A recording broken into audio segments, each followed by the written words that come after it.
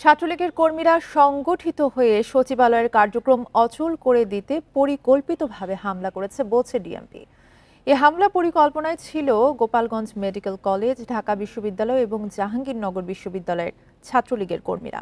এ ঘটনায় এখন পর্যন্ত 5 জনকে গ্রেফতার করেছে পুলিশ। অন্যদের ধরতে হোয়াটসঅ্যাপ ও টেলিগ্রাম গ্রুপে চলছে বিশেষ নজরদারি। বান্ডেল থাকলে প্রতি সেনমানিতে টাকা বাঁচবে। বিকাশ সেনমানি বান্ডেল কিনে জিতুন প্রতি লেনদেনে। গত 22 জুলাই শিক্ষা উপদেষ্টার পদত্যাগ সহ কয়েকটি দাবিতে সচিবালয়ের ভেতরে ও বাইরে শিক্ষার্থীরা বিক্ষোভ, ভাঙচুর ও সংঘর্ষে লিপ্ত হয়। এর আগে 22 জুলাই এইচএসসি পরীক্ষা স্থগিত করার ঘোষণা দেওয়া হয় 21 জুলাই দিবাগত রাত 3টার দিকে। এই কারণে বিক্ষুব্ধ শিক্ষার্থীদের উত্তেজিত করে তোলেন কিছু ছাত্রনেতা।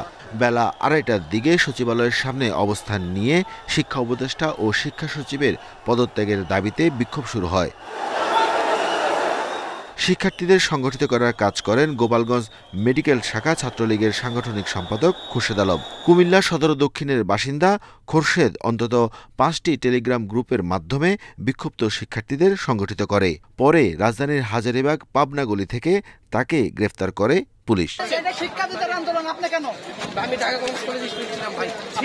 অন্য গ্রেফতারকৃত আবু সুফিয়ান ঢাকা বিশ্ববিদ্যালয়ের সলিমুল্লাহ হলের শিক্ষার্থী, ছিলেন ছাত্রলীগের সদস্য, পড়তেন ভাষা শিক্ষায়, কিন্তু এইচএসসি পরীক্ষা পেছানোর আন্দোলনে ছিলেন সচিবালয়ে। মিরপুরে কোচিং সেন্টারের ব্যবসার ফাঁকে তার বিভিন্ন নাশকতার প্রমাণ পায় পুলিশ। হল থেকে শিক্ষার্থীদের সংগঠিত করতেন তিনি।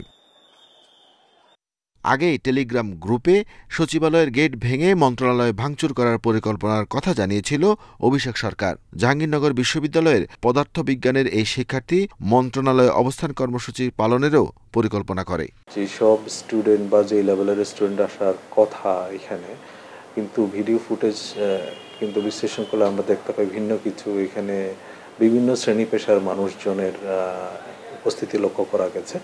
আমরা এই বিষয়গুলো খুব পুঙ্খানুপুঙ্খভাবে তদন্ত করে দেখছি। এছাড়া মাইলস্টোন কলেজের এক সাবেক শিক্ষার্থী সহ মোট 5 জনকে গ্রেফতার করেছে পুলিশ। নজরদারিতে আছে বিদেশে অবস্থানরত ছাত্রলীগ নেতাদের পরিচালিত অন্তত 5 শতাধিক page. Arafatur Rahman, independent news, Dhaka.